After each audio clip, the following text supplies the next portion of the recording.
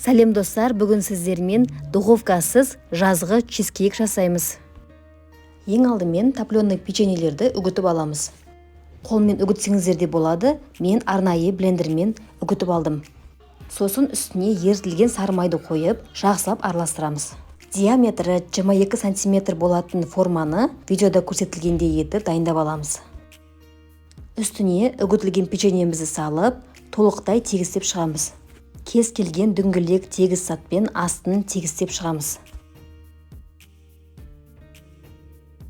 Сосын жарты сағатқа тоңазытқышқа салып қоямыз.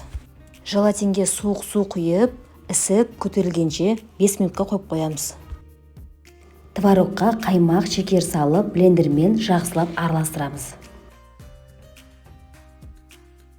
Бұқтырылып іскен желатинді микротолқынды пеште кішкене жылытып алып, творожный массаға қосып араластырамыз.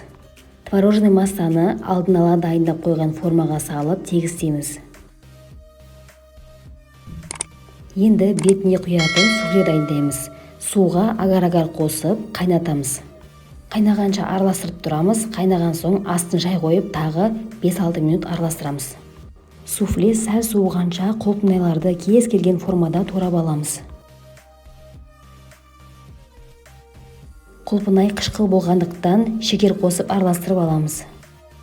Творожный массаның үстіне салып тегістеп шығамыз. Суфленің үстіне кішкене бояу қосып алдым. Енді құлпынайлардың үстіне құйып тегістеп шығамыз. Суфле жылы болу керек, суып қалса қатып қалады.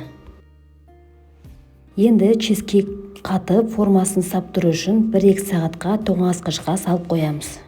2 сағат өтті, енді чизкейкті жылы феннің ауасымен бір айналдырып шығамыз да формадан оңай босатып аламыз. Міне біздің творожный чизкейкіміз дайын болды.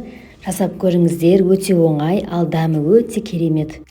Достар, рецепт ұнаса, лайк басып, комментарийге менің каналымнан қандай рецепттерді көргіңіз келетінін жазып кетіңіздер. Назарларыңызға рахмет, қош сау болыңыздар.